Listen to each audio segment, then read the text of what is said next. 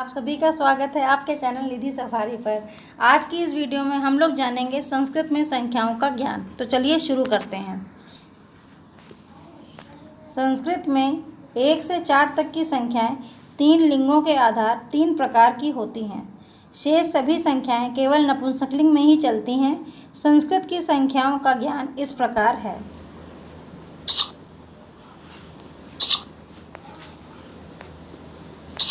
देखिए, यहाँ पे मैंने आपको ये बताया कि संस्कृत में जैसे बाकी सभी जितनी भी भाषाएं हैं, चाहे वो हिंदी हो या गणित में हम जो संख्या लिखते हैं, उसमें संख्या जो कोई भी होती है वो एक ही प्रकार से होती है। लेकिन संस्कृत का नियम ऐसा है कि यहाँ पे 1 से लेकर 4 तक की संख्याएं 3 लिंगों के अनुसार होती हैं। उसके बाद की शेष सभी संख्याएँ केवल नपुंसकलिंग में ही चलती हैं। तो चलिए शुरू करते हैं। सबसे पहला है आपका एक को हम पढ़ते हैं एकः, जब जैसे एकः बालकः अस्ति, ठीक है, जब एक बच्चा होगा, ठीक है। यहाँ पे हमें क्या पता है 3 प्रकार से जो लिखेंगे। इसके बाद एक को हम पढ़ सकते हैं एका, कब पढ़ेंगे? एका बालिका अस्ति। क्यों? देखिए, ये पुल्लिंग है, ये स्त्रीलिंग है, ठीक। अब इसके बाद आता है एक है एकम, ये क्या है? इदम एकम पुस्तकम अस्ति। तो पुस्तकम आपकी पुस्तक किस में आ जाती है? नपुंसकलिंग में। तो हमने आपको जैसा बताया कि 1 से लेकर 4 तक की जो संख्याएं हैं वो 3 लिंगों के अनुसार होती है, स्त्रीलिंग, पुल्लिंग और नपुंसकलिंग। और 4 के बाद की जितनी भी संख्याएं हैं, जितने भी हमारे अंक हैं, वो सब आपके नपुंसकलिंग के अनुसार ही होते हैं। अब बढ़ते हैं आगे। दो को हम पढ़ेंगे द्वौ, जब वो क्या होगा? पुल्लिंग होगा। इमौ द्वौ पुरुषौ स्तः, ठीक। 2 को हम पढ़ेंगे द्वे, अगर ये है स्त्रीलिंग होगा। इमे द्वे महिले स्तः। और 2 को हम पढ़ेंगे द्वे, इमे द्वे पुस्तके स्तः।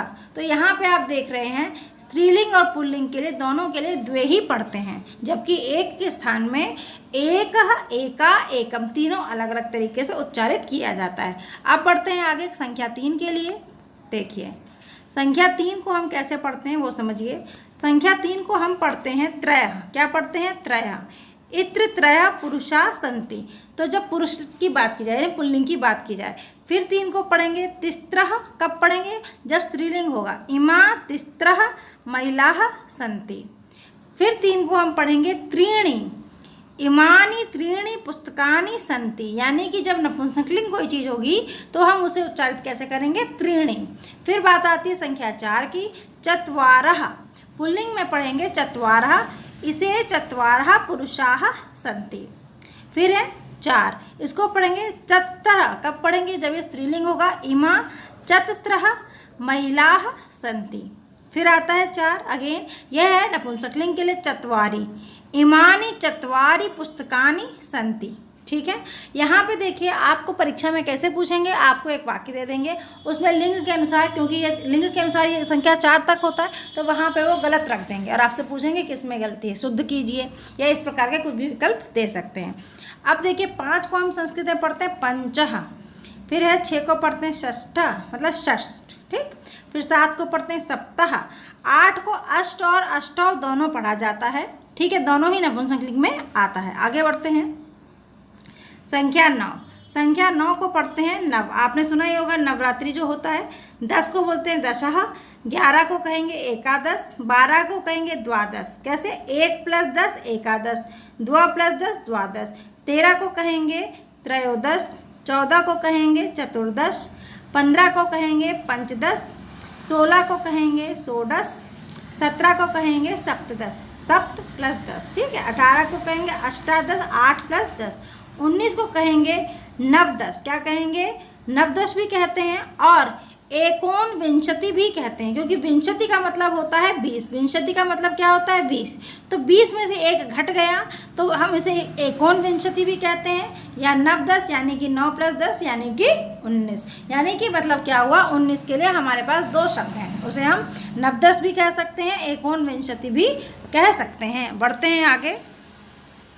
अब हमारा 21 से शुरू हो रहा है। तो देखिए, 20 जब आपका विंशति है, 20 विंशति है तो देखिए 21 आपका क्या हो जाएगा, एक विंशति, क्या हो जाएगा, एक विंशति। 22 हो जाएगा द्वाविंशति, 23 हो जाएगा त्रयोविंशति, 24 हो जाएगा चतुर्विंशति, 25 हो जाएगा पंचविंशति, 26 हो जाएगा षटविंशति, 27 हो जाएगा सप्तविंशति, 28 हो जाएगा अष्टाविंशति। जैसे कि विंशति विंशति और एक, द्वा, त्रयो, चतुर्थ, पंच, षट, सप्त, अष्ट, जो कि हमने शुरुआत में ही संख्याओं में सीखा है। फिर देखिए 29 के लिए वही नियम, या तो नवविंशति बोलेंगे या बोलेंगे एकोन त्रिंशत, मतलब कि त्रिंशत हुआ 30, तो 30 में से एक घट गया, एकोन त्रिंशत हम बोलेंगे 29 के लिए। बढ़ते हैं आगे।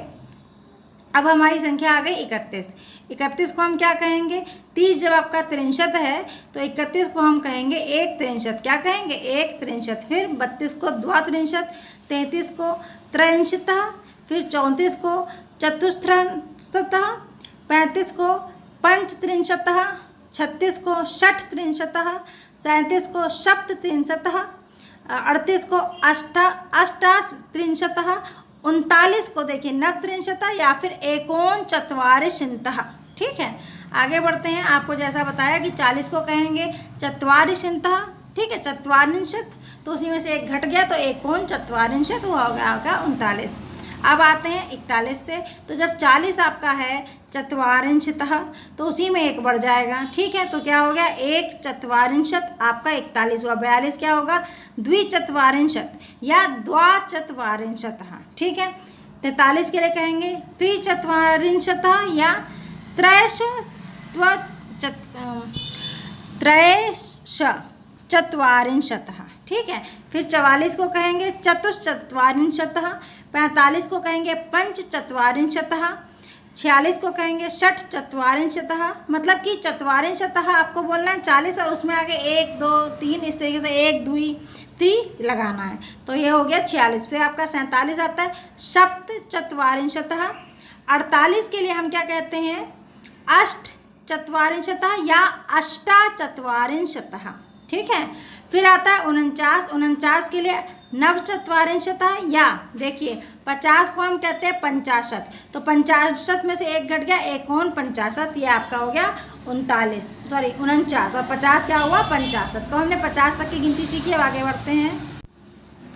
बढ़ते हैं 50 तक की हो गई। अब देखिए 50 को हम बोलते हैं 50, तो 51 को हम बोलेंगे, फिर से एक लग जाएगा, एक 50 आपका 51, 52 के द्विपंचाशत या फिर द्वापंचाशत, 53 के लिए त्रिपंचाशत या त्रयापंचाशत, 54 के लिए चतुपंचाशत, 55 के लिए पंचपंचाशत, 56 के लिए षटपंचाशत, 57 के लिए सप्तपंचाशत, 58 के लिए अठपंचाशत या फिर अष्टापंचाशत, 59 के लिए नवपंचाशत या फिर षष्ठी में से एक घटा देंगे, एकोन षष्ठी। बिल्कुल ही सरल सा नियम है, ठीक। अब बढ़ते हैं आगे। 60 तक हम लोग पहुंच चुके हैं। अब देखिए 60 जो है आपका, उसे हमने अभी क्या बताया, 60 को हम कहते हैं षष्ठी। 60 को क्या कहते हैं, षष्ठी। तो षष्ठी में आप जोड़ते जाएंगे, एक षष्ठी यानी 61, 62 के लिए द्विषष्ठी या द्वाषष्ठी, 63 के लिए त्रिषष्ठी या त्रयषष्ठी, 64 के लिए चतुषष्ठी, 65 के लिए पंचषष्ठी, 66 के लिए षष्ठी, 67 के लिए अष्टषष्ठी या फिर अष्टाषष्ठी। यहाँ पे अष्ट गलत लिखा है, यहाँ पे होगा सप्ताह, सप्त या फिर सप्ताह, सप्त और फिर सप्ताह, ठीक है। यह मिस प्रिंटिंग है, कृपया इस पर ध्यान दें। फिर 68 के लिए क्या होगा, अष्टषष्ठी या फिर यहाँ पे एकोन सप्तति जो लिखा है, एक मिनट रुक जाइए, यह यहाँ पे गलत लिखा हुआ है, इसको केवल बोलेंगे अष्टषष्ठी, ठीक है। ये थोड़ी सी मिस प्रिंटिंग हो गई है, यहाँ पे इसको इरेज कर लेंगे, ये यहाँ पे एकोन सप्तति यहाँ नहीं होगा। फिर 69 के लिए नवषष्ठी कहेंगे या फिर एकोन सप्तति कहेंगे, क्योंकि 70 को हम क्या कहते हैं, सप्तति, ठीक है। आगे बढ़ते हैं। अब हम लोग 70 तक पहुँच चुके हैं। 70 को हम जानते हैं सप्तति बोलते हैं, तो 71 के लिए क्या करेंगे, बढ़ाते जाएंगे, एक सप्तति है।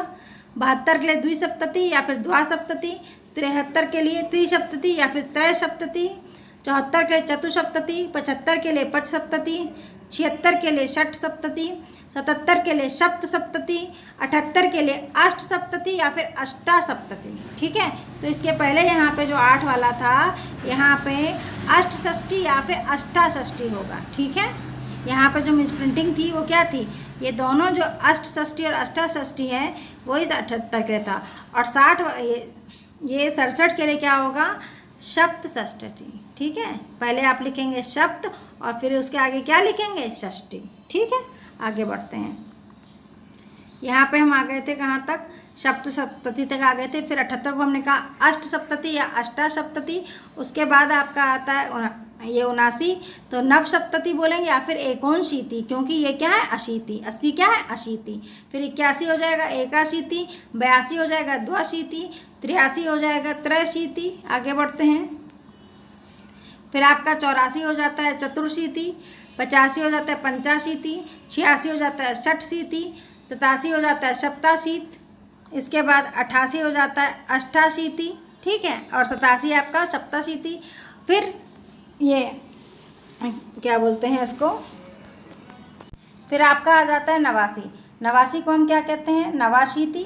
89 को हम कहते हैं नवाशीति, या फिर क्या कहेंगे, एकोननवति। क्यों, नवति यानी 90, 90 में से एक कम, एकोननवति। फिर आता है 91 एकनवति, 92 द्विनवति या फिर द्वानवति, 93 त्रिनवति या फिर त्रयोनवति। ठीक है, आगे बढ़ते हैं।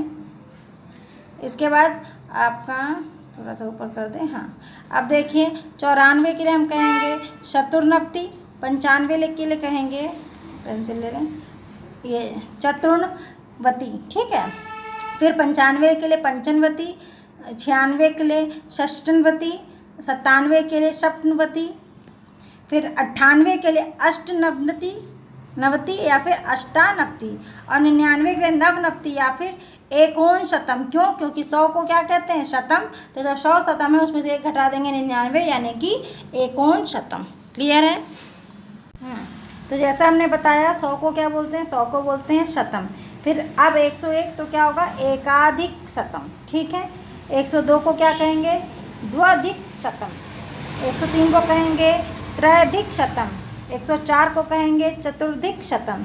105 को कहेंगे पंचाधिक शतम। ठीक है, यहाँ पे पंच और अधिक लग रहा है। ठीक है, मतलब 100 में इतना अधिक जोड़ देंगे। आगे बढ़ते हैं।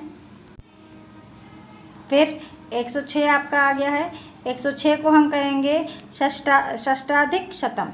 फिर 107 को हम कहेंगे सप्ताधिक शतम। 108 को कहेंगे अष्टाधिक शतम। 109 को कहेंगे नवाधिक शतम। फिर 110, इसको क्या बोलेंगे, दशाधिक शतम, यानी कि 100 में 10 जोड़ दो, 110। क्लियर, आगे बढ़ते हैं। फिर आपका आ जाता है 121। 121 को क्या कहेंगे, एकविंशतिधकम। इसका मतलब क्या हुआ, हम कितना जोड़ रहे हैं, आपका जो इसके पहले क्या था, 120 था, 120 था। अब उसमें हम क्या जोड़ रहे हैं, ये 110 तक आपको दिखाया। अब विंशति क्या होता है, 20 का होता है। ठीक है, उसमें आगे एक जुड़ गया तो 21 हो गया। ठीक, तो 100 में इतना जोड़ रहे हैं। शतम है आपका 100, शतम क्या है 100। ठीक है, विंशति आपका क्या था, 20 के लिए, और एक क्या, 1 के लिए। तो कितना हो गया, 100 + 20 + 1 कितना हो गया, 121। फिर 101, ये इसी तरीके से अभी एक विंशतिधिकम है, फिर द्विविंशतिधिकम, त्रिविंशतिधिकम। इस तरीके से आप 121 से लेके 130 तक पहुंच जाएंगे। फिर 131 को हम क्या पढ़ेंगे, एक त्रिशदिकम। क्यों, त्रिशदिकम का मतलब क्या हुआ, ये हो गया 30 के लिए। फिर 141 के लिए एक चत्वारिश दधिकम, दिक शतम। ठीक है, तो यहाँ पे क्या हुआ, चत्वारिश अधिक। ठीक, फिर आ जाते हैं 151 के लिए। इसको क्या कहेंगे, एक पंचाशदिकम दिक शतम। ठीक, मतलब 50 किस में जोड़ेंगे, 100 में। तो कितना हो गया, 151। फिर आगे बढ़ते हैं। इसके आगे क्या है, 161। 161 को बोलेंगे एक षष्ठाधिक शतम। फिर 171 को बोलेंगे एक सप्तत्याधिक शतम। फिर 181 को बोलेंगे एकाशीत्याधिक शतम। फिर 191 को बोलेंगे एक नवत्याधिक शतम, और 200 को बोलेंगे द्विशतम या फिर शतद्वयम। ठीक है, तो इस प्रकार से हम लोगों ने संस्कृत में 200 तक अपनी संख्याओं के नामों को आज सीखा है। ठीक है, क्या सीखा, 200 तक हमने संख्याओं के नाम को सीखा। अभी कुछ संख्याएं और बची हैं, उनको और अच्छे से देख लीजिए। जैसे कि आपका आता है 200, तो 200 को हम क्या क्या कह सकते हैं, ये समझिए। 200 को हम कह सकते हैं द्विशतम या फिर द्विशती, शतद्वयम, शतद्वि। ठीक, फिर आता है आपका 300। 300 को हम कहते हैं त्रिशतम। क्या कहते हैं, त्रिशतम या फिर शतत्रयम या शतत्रयी। फिर आपका आ जाता है 400 को कहते हैं चतुशतम, 400 को कहते हैं चतुशतम या फिर शत चतुष्टयम या फिर शत चतुष्टयी। ठीक, आगे बढ़ते हैं। 500 को कहते हैं पंचशतम, क्या कहते हैं? पंचशतम। 600 को कहते हैं षष्ठशतम। ठीक, और 700 को हम कहते हैं, ये देखिए शतषष्टम आ गया। फिर आपका 700 को हम पढ़ते हैं सप्तशतम। ठीक, सप्तशतम या फिर शतसप्तकम। फिर आपका आ जाता है 800 को हम कहते हैं अष्टशतम, क्या कहते हैं? अष्टशतम 800 को, या फिर शताष्टकम। ठीक, फिर आपका आता है 900 को हम कहेंगे नवशतम, मानी नव मतलब क्या हुआ? 9 और शतम माने 100, तो हो गया 900, या फिर शत नवकम कहेंगे। फिर आपका आता है 1000 को कहते हैं सहस्त्रम। ठीक है, फिर आपका आता है 10,000, तो 10,000 को कहते हैं अयुक्तम, क्या कहते हैं? अयुक्तम। इसके बाद आपका आता है 1,00,000, तो संस्कृत में 1,00,000 के लिए हम क्या कहेंगे? 1,00,000 के लिए हम कहेंगे लक्षम, क्या कहेंगे? लक्षम। अब आप किसी को 1,00,000 रुपये दे रहे हैं तो आप कहना कि लक्षम दिया है। ठीक, अब देखिए शतम को हम क्या कहते हैं वो समझ लीजिए। शतम को हम कहते हैं, शतम का मतलब क्या होता है? 100, क्या होता है? 100। सहस्त्रम का 1000, अयुक्तम का 10,000। ठीक है, फिर लक्षम का, फिर आपका आता है लक्षम का हमने आपको बताया, कहाँ हम बता रहे थे? हाँ, लक्षम का लाख। फिर नियुक्तम 10 लाख, कोटि यानी करोड़, अर्बुदम का होता है 10 करोड़, अब्जम का होता है अरब, खरबम का होता है 10 अरब, निखरबम का होता है खरब। ठीक है, फिर आता है महापदम यानी कि 10 खरब, शंकु यानी कि नील, जलधि यानी 10 नील, अनत्यम यानी कि पद्म, मध्यम यानी 10 पद्म, और परार्धम यानी कि शंख। तो यह हमारी पूरी संख्याएं हैं। आपकी संस्कृति में किस प्रकार से संख्याओं को पढ़ा जाता है। ठीक है, अब इससे कुछ संबंधित सवाल आपके सामने मैं प्रस्तुत करती हूँ। उम्मीद करती हूँ कि कमेंट में आप लोग मुझे उसके आंसर्स ज़रूर लिख कर देंगे। तो आइए प्रश्नों को मैं आपको बताती हूँ। हमारा पहला प्रश्न है, अभ्यास प्रश्न है। इसमें आपको क्या करना है, देखिए 15, 18, 20 संख्याओं को आपको लिखना है कि संस्कृत में उन्हें क्या कहते हैं। ठीक है, फिर क्या है, 19 संख्या को संस्कृत में किस प्रकार लिखा जाता है वह आपको लिखना है। ठीक है, फिर 15 व 19 संख्याओं को संस्कृत में लिखना है। तीनों का मतलब वही है। देखिए 15, 18, 20 इन संख्याओं को लिखिए। ठीक है, 15, 18 और 20 इनके संस्कृत में क्या नाम है आपको यह लिखना है। अगला प्रश्न है 19, यानी कि इस 19 को आप संस्कृत में क्या कहेंगे। फिर आपका अगला प्रश्न है जिसमें 15 और 19 के बारे में पूछ रहे हैं। ठीक है, फिर क्या है 12, 13, 14, 15, 16, 17, 18, 19, 20 इसको भी हमें संस्कृत में लिखना है। यानी कि 12 से शुरू करके 20 तक की संख्याओं के आपको संस्कृत में नाम लिखने हैं। ठीक है, आगे बढ़ते हैं और भी प्रश्नों के प्रकार को देख लेते हैं। देखिए 1 से 10 संख्याओं को संस्कृत में लिखिए और 10 से 20 संख्याओं को संस्कृत में लिखिए। ठीक है, फिर क्या है 12 संख्याओं को संस्कृत में क्या कहते हैं। देखिए आपके सामने ये ऑप्शन है 4 विकल्प वाले, द्वादशम, ये देखिए द्वादशम, अष्टादशन, षोडशन और पंचदशन। तो आप सभी जानते हैं द्वादशम होगा, 10 में 2 जोड़ा तो हो गया 12। ठीक है, फिर आपका आता है 20 को संस्कृत में क्या कहते हैं, विंशति, द्वाविंशति, एकविंशति और त्रयोविंशति। तो उत्तर है विंशति। 19 को संस्कृत में कहते हैं नवम, उनत्रिशतः, नवविंशति और नवदशन। ये आपके सामने 4 ऑप्शंस दिए हैं जिनको अब मैं इरेज कर दे रही हूँ धीरे धीरे। ठीक है, इरेज कर दिया। 19 के लिए पूछ रहे हैं, हम सबको पता है कि 20 को कहते हैं विंशति। 20 को क्या कहते हैं, विंशति कहते हैं। तो 20 में से एक घट जाए, 20 में से एक घट जाए तो उसे हम कहते हैं 19। ठीक है, लेकिन एक घटने के लिए एकोनविंशति होता है, लेकिन यहाँ पे तो नवविंशति लिखा है, तो यह तो आपका उत्तर नहीं होगा। ठीक, आपके सामने है नवदशन, तो आपका यही होगा उत्तर नवदशन, और दशन नहीं दशम होना चाहिए था। ठीक है, नवदशम, ये नवम मतलब तो हो गया कितना 9।